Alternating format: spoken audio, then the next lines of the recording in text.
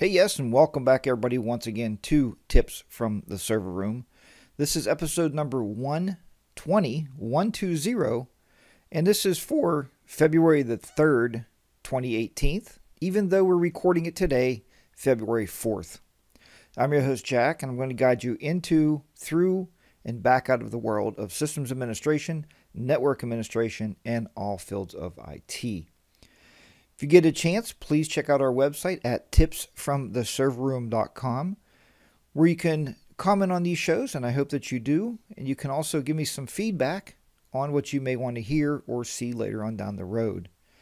If you have any questions or ideas for future shows, you can drop me an email at jackstechcorner@gmail.com. You can also follow me on Twitter and as @technoman. Please remember, a lot of you have went over to the YouTube channel, and that is 42Technoman, TECHNOMAN, the number 42 in the beginning there. And I will have a link this week with the show, with the podcast, so you can find that easily.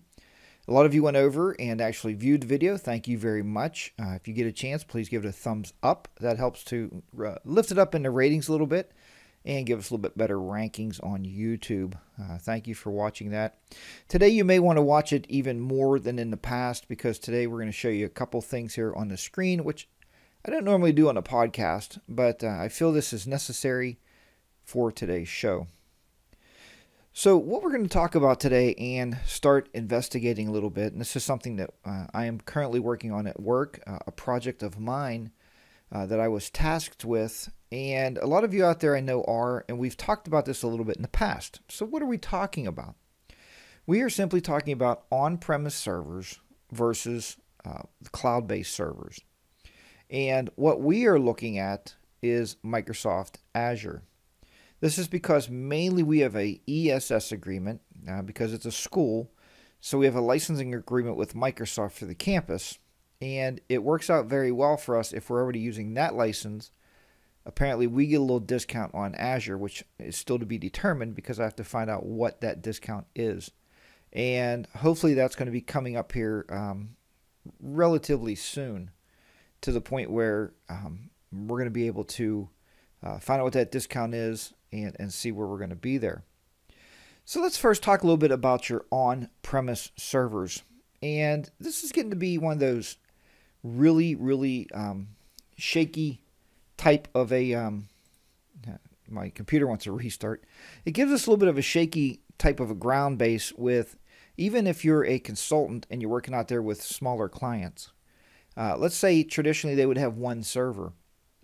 Why could you not then not buy that hardware and host their server in the cloud on something like Microsoft Azure or AWS? And we also see another player coming into the market, the Google Cloud, which I've been looking at, and they don't make it real easy to understand if you can virtualize servers there or if it's just their cloud-based services. So there's something there. I know they're working on something, but it's not real clear just as yet. To me anyway, maybe it is to you. So the on-premise server is what we've been doing forever. My partner asked the other day, she came in, we were talking about Azure, and she said, why don't we just go Azure? And I said, well, to be honest with you, the thing that I have to worry about when you're looking at Azure or any cloud-based server is most of us, including myself, want to learn something new, but do you really want to roll it out in production? That's the big thing. So do we want to put it out in production because you don't know it well enough to know its ins and outs and its downfalls or its weaknesses or its strengths? And it's really hard to decide of a project like that. And I'm sure it is for you also. So we tend to lean back to our on-premise servers because we know how to do those. Many of us have virtualized those servers over the years. That was the big catchphrase probably, oh wow, like 10 years ago, I guess. Maybe, yeah, probably about 10 years ago. The big catchphrase was virtualization, virtualize everything. Virtualize everything in your server rack. And ours definitely is, and we talked about that before. Currently, we are running VMware ESXi, I told you about. We are running Hyper-V, and we are also running a Zen server, a Zen virtualization server. So we have three different flavors of virtualization in our network.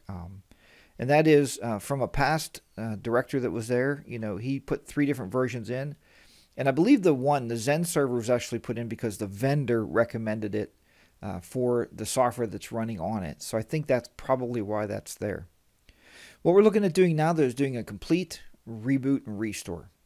And we talked about if it's an on-premise server, now this is going to get you a little bit, we're talking about using VMware ESX, or VMware, I guess it's called Hyper-V, Hyperversion? Whichever. And I should be looking this stuff up actually as we're talking. Matter of fact, I think I will look it up. Let's see. VMware. So VMware, we're talking about in the shop to running VMware. And the reason we're looking at doing this is because, one, I'm very familiar with it. Again, we get back to that doing what I know is one thing that we have to look at. And I'm looking at here what the name of that is.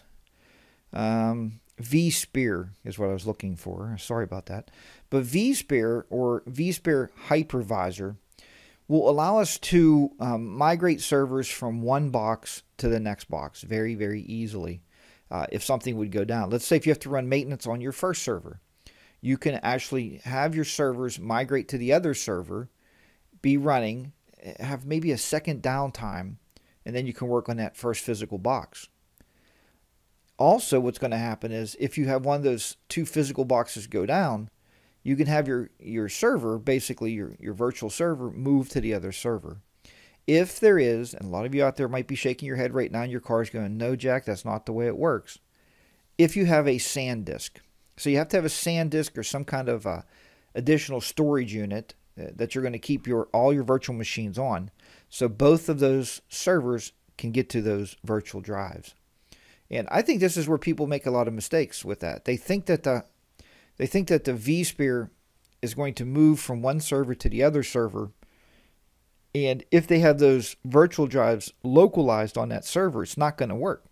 Because if those physical disks go down, you're going to lose your whole entire server rack. So it's just not going to work out for you. So you may be saying, well then, okay, Jack, so why are you going to look at Azure? As I said, with the ESS agreement, we get a slight discount. So that's the positive note. We already do have a Hyper-V environment. So we have most of our servers are on the Hyper-V environment. So as far as moving those servers off of there and putting them into the cloud, I don't think that's going to be the big task at hand. I believe it's going to be the bigger task at hand will be if I want to recreate some of those servers, and a lot of them have to be recreated. We want to start, let me back up for a second. We want to start an Azure domain controller. And if you go into Windows 10, and if you've ever connected a Windows 10 computer to your domain controller, and I'm sure you have, before it's connected to a domain controller, look in there and it'll say connect to a Microsoft Azure environment. So you can go in there and actually connect it straight to and have your domain controller in the Microsoft Azure environment. And then you don't have to have an on-premise or on-prem domain controller. So there's something else we're looking at. If we have an on-premise domain controller and we set our network up with a VPN connection, it's site-to-site VPN between us and Azure, Azure can actually operate just as an on-premise network. And then you can see all the servers you have out there just like you would if they were in your rack. Or do we go the other route and we set up the Azure domain controller and have everything on Azure? We do have 2 internet lines. I think we talked about this before. I think that's key. That's one of the main elements you have to have is to have 2 domain controllers. 2 network paths. And they should be very much independent of each other. In other words, don't get 2 separate lines from Verizon.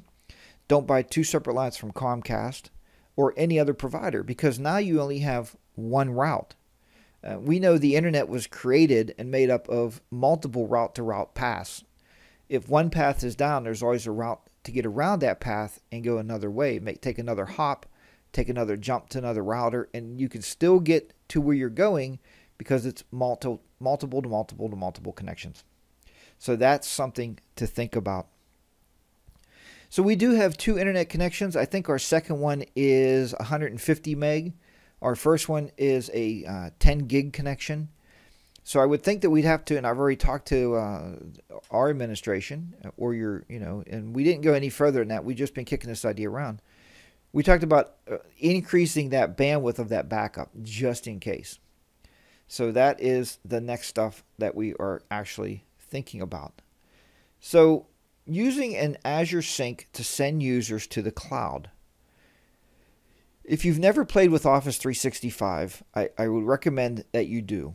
You start looking at Office 365 and start thinking about it a little bit and how to sync those your domain controller users over to Azure or AWS, and I'm not sure if it's set up that way or not. If they have, I would imagine they have a domain connector somehow.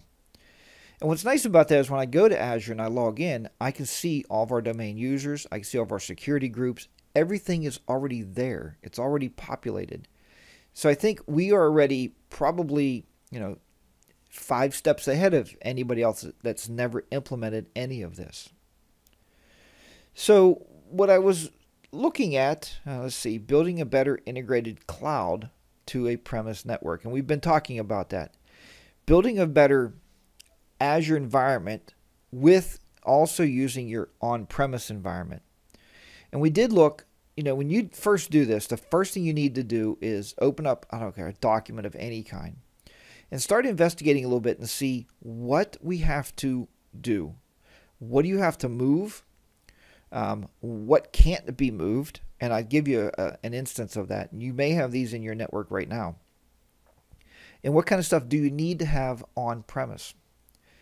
The first thing I can think of that needs to be on-premise, unless you're using a cloud-based solution, is your VoIP, your phone system, right? Your VoIP, your voice over IP system.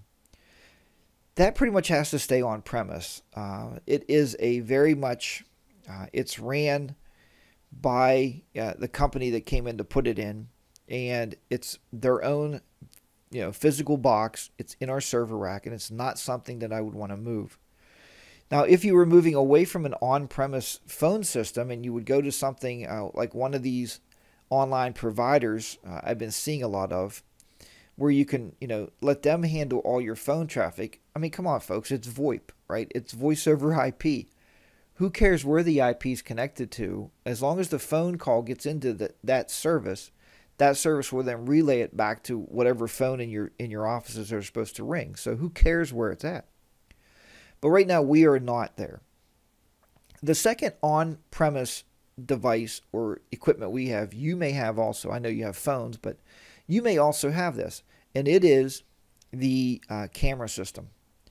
Right now, schools are huge in security and cameras, and this is every school that I've been in, every school that I've done any consulting work with, any schools that I went and had a talk with. They are very, very big into security. I mean, from the time you walk in, you scan your driver's license, they give you a badge. Then you walk into the school, there is cameras everywhere. If you walk into your kids' schools, look around. Start looking around the ceilings and see just how many cameras they have. Well, all those cameras are set up to record on motion. So if it recorded all day long, there would never be a server big enough to actually handle all that traffic. I mean, you would just have tons and tons and tons of data. So they are set up to anytime there's movement to record. Now the thing is that recording in these files and this backend storage gets very, very heavy. We're looking at putting a new 20 terabyte backend server just to capture all of our cameras. And we're looking at increasing our cameras from a 90 up to probably about 130. So you're even looking at more data traffic. Can you imagine an airport, how much data traffic they collect from their camera systems? Or maybe around your small office, you may have cameras in your hallways or receptionist offices, or maybe not in their office, but in the reception areas, in the hallways, because you want to protect yourself against any litigation of somebody walking out saying, I fell in your hallway. Well, if you had video, they probably did not fall in your hallway. A lot of companies are putting cameras in the elevators. So it's just nice to be able to have all that. But that's, again, something that has to stay on premise. I can't take that and remove it and send it somewhere else. With that said, we did look at, let me see, take a sip of coffee here. We did look at going with Meraki. Now, if you've never used any Meraki gear, I'm sure we'll talk about that later. And you know, the last district, I totally revamped all the wireless and put all Meraki wireless gear in. Both buildings, I ended up putting approximately 90 to 100 access points in, and it was phenomenal. Everybody loved it. They loved the speed they were getting out of them. They loved the connectivity out of those. So when I was approached by Meraki and we were looking for cameras, and we're looking at doing a wireless setup, their same type of wireless setup with the new district that I'm with, we were talking a little bit about their cameras. They said, we have a camera system too that uses the same cloud-based interface, and that's great. Meraki is also very, very good with sending you demo units. So they sent us, we requested 4 demo units. We wanted 2 indoor cameras and 2 outdoor cameras, and we put those in. Now here's the thing about Meraki. First I asked, well, does the video all record back to your office? And they told me very flat out, no, it does not. I said, well, where's the video stored at? The video is stored on onboard memory cards in Meraki itself, on each camera. That's good and bad. The good part is if your server room catches fire and you don't have backup of your video, you're going to lose all your video because everything's on one centralized server. This way, they're on each individual camera. So if somebody knocks a camera off, you're going to lose footage for that camera, but you may not lose it for the entire system. The next thing really nice about it is, and most camera systems will do this anyways, you can view it from anywhere. You can give people access to the cameras. Here's a downside to the cloud-based camera solution, was basically the video. We have full-time police officers at our school. They watch these cameras all day, and they said there was like a 1 to 2 second delay. Because the video that you're watching it from a server in California, the state of California, and we are in Pennsylvania. So there's a little delay from getting that video feed from us to them and then watching it back on a web browser. So that's something to think about. But that would have been an off-premise solution for video. So with all this, if you're moving your entire infrastructure to Azure, what I was asked the other day by our business manager after we had a meeting, we usually get together once a week and we'll sit down, we'll talk maybe for a half hour and just kick some ideas, especially now because it's budget time. I said, what would you rather have? A capital layout, because whenever you do a project with new servers, which we need this year, is it a capital expenditure? That's what it is.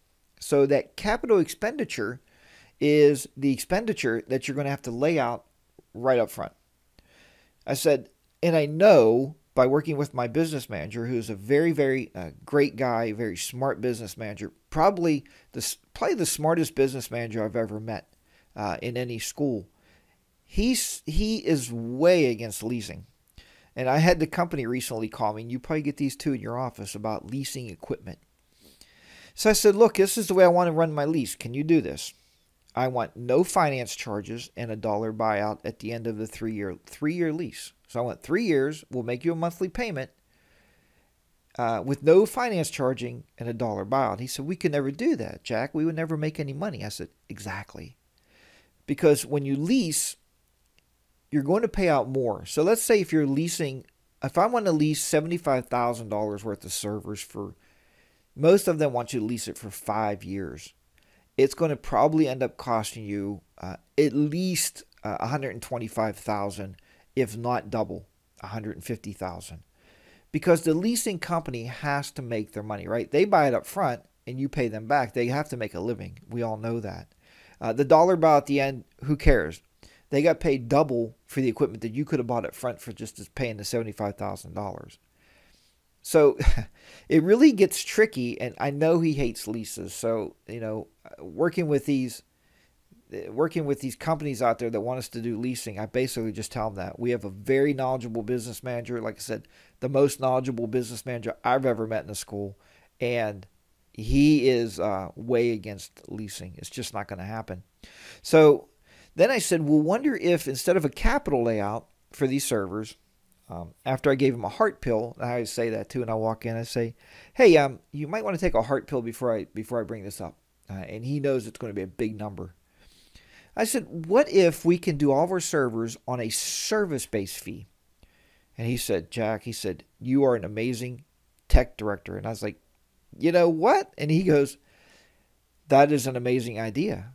He said, but what he gave me the task of doing, and this is my downfall right now, and I'm asking everybody out there listening to this podcast or watching this video to please, this is one I need some major answers on because I'm looking for your help. What is the cost per month and per year of us to do a service-based fee? He said if I can go back to him and show him where that cost, even if it's stretched out, let's stretch it out to 3 years, take that $75,000 initial hit, and we have to make sure that within 3 years we're not paying $100,000 because the equipment we could have bought would last 3 to 5 years for $75,000. So there's a problem there. So I found this cool tool, and this is what I told you about at the beginning of the podcast. If you're in fact not watching the video, I'm going to give you this web address, and then what I'm going to do is I'm put it in the link of this podcast, so that way you'll have it when you get to the office. I know a lot of you are like me and you listen to podcasts in cars. But if you check out the YouTube video, I'm going to show this on the screen now. So let's go ahead to the computer here. Where we are at is it's https://azure.microsoft.com/en-us/pricing/calculator. And like I said, don't worry about, I just wanted to throw that out there. But anyway, that is very much where I'm at, and I'm going to show you how this works. So I was playing with this the other day thinking, okay, so what do I have to do here? What I have to do is, I know I want virtual machines, and I know I have an SQL database. I actually have 2 SQL databases. I want to kind of get an idea of how much it's going to cost to run these servers. And that's exactly what this calculator was built for. Not that I can guarantee I'm 100% knowledgeable on how to use it, but we're going to take a crack at it. So if I click on virtual machine, and what's going to happen, it's going to add the virtual machine. I click on view here, and it's going to show me the virtual machine. What region do I want it to be in? You can change your regions based on where you're at. I'm going to go East US, because, no, let's see. Yeah, that's right, because we're on the East Coast. We'll go East US. The operating system, I can tell you already looking at this the other day, if you know Linux and you can do anything on your servers or have any server, maybe you have a web server and you can run it on Linux, do so because it's a lot cheaper. We're going to say Windows though because that's what we're going to want. The type is OS only. That's what I'm going to put in there. The tier, you got standard, basic, or low priority. And since I didn't have a clue which one I should select, I just selected standard, and we're just going to go for that. This is what threw me right here. It says 1 core. I understand that. 3.5 gigabytes of RAM. Whatever happened to 4, 8, 16, 32? That I don't really understand. 50 gigabytes of temporary storage. What exactly is temporary storage? I don't actually understand that part either. I mean, who wants temporary storage? We want permanent storage. But what I think it's doing here is the temporary storage on the server is basically holding any of, how would you say this? Let's say we have a library software. So the library software is an SQL database. So the 50 gigs of temporary storage is going from the server, and it's going to store up to 50 gigs of temporary files, I guess, and then move those over to your SQL server. So you can click this pull down menu. You can say, look, that's not enough. We're going to do something bigger than that. I like my servers to run faster. So we're going to do We're going to go and try this one. 2 cores, 16 gigs of RAM, makes more sense, and 80 gigs of temporary storage. Now, it says down here you could do 1 year reserved, you can do 3-year reserved, or pay as you go. We're going to do pay as you go. This hours, days, and months. So hours is 730 hours, or you can do days or months. Let's do months. And the total months, we're going to run this up to, we want to see how much it is for the year. It won't let me do it by the year. Huh.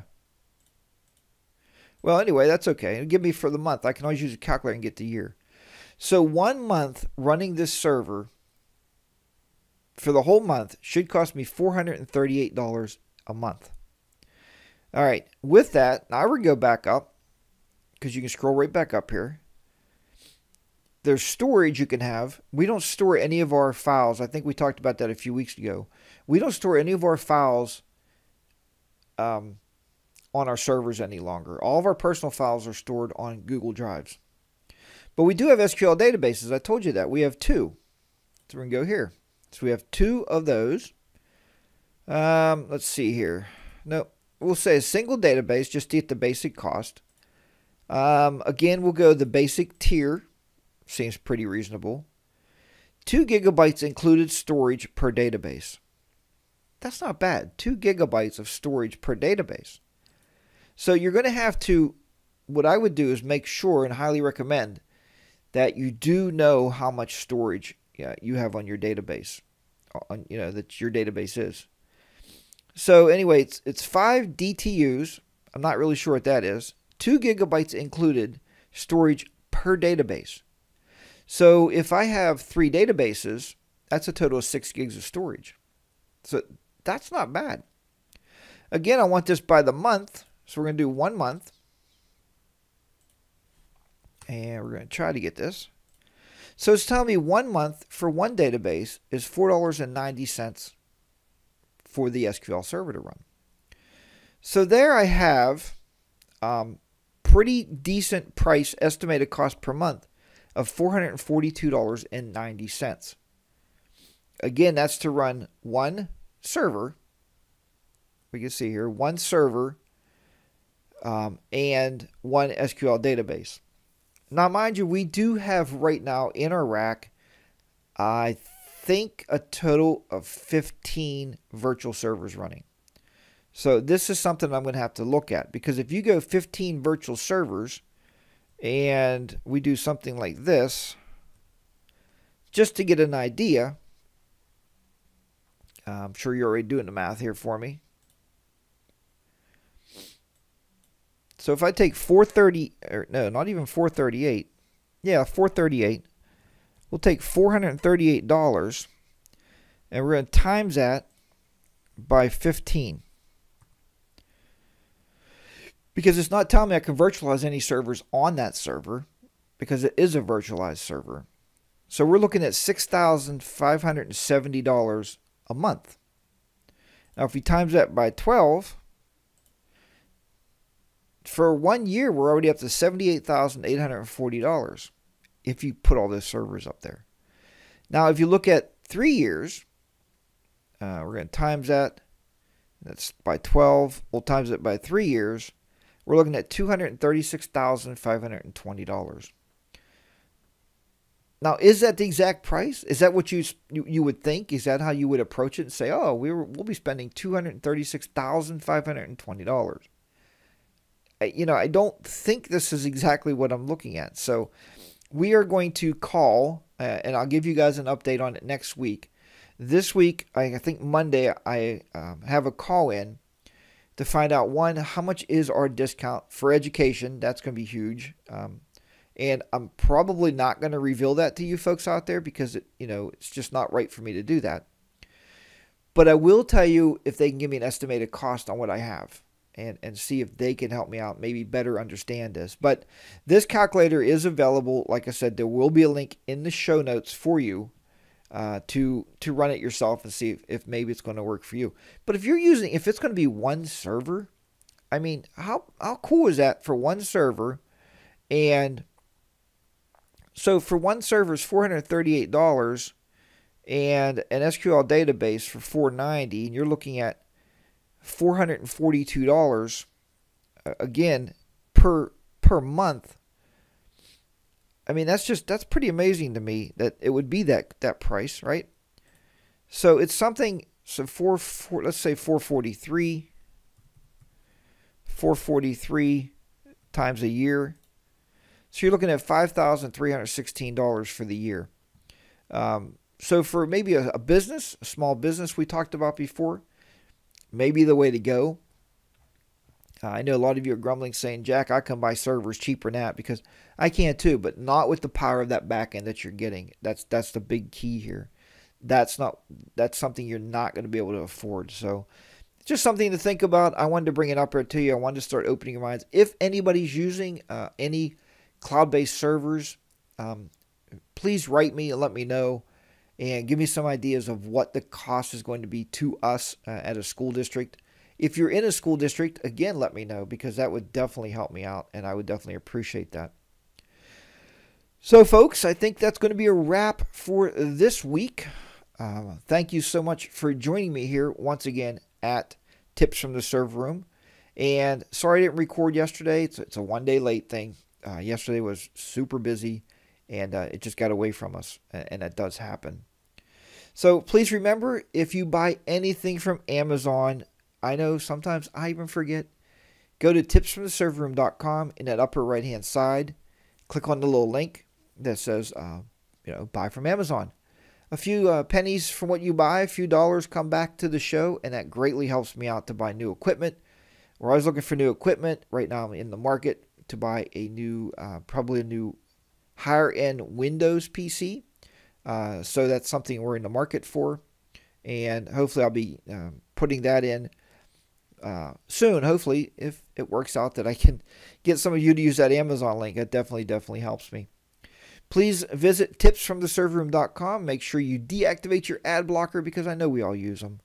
And click that link. What I usually do is put the stuff from Amazon in my basket or in my shopping cart. Then go out, use that link. You'll go right back to Amazon, then check out. And then that way all those purchases will be credited back to the show. So that's a good thing. We also did set up, and I told you about the Patreon page. So you can definitely go there, patreon.com. And you can use that, and that is also in the show notes each week if you want to donate a buck a month, or whatever you feel is necessary or appropriate. Folks, thank you so much for watching, subscribing, and downloading these shows. I truly appreciate it. And thanks to all you new folks out there, watching the video. I see a lot of people coming in watching the video, and that's awesome. Like I said, you get a little bit more when I do the screenshots, obviously, but it's definitely great. Make sure you hit the thumbs up, and please subscribe to the channel. My channel's been around since 2008, so please subscribe. I would love to have you on there. Until next week, take care, everybody, and I will talk to you then. So long from Tips from the Server Room. Bye-bye for now.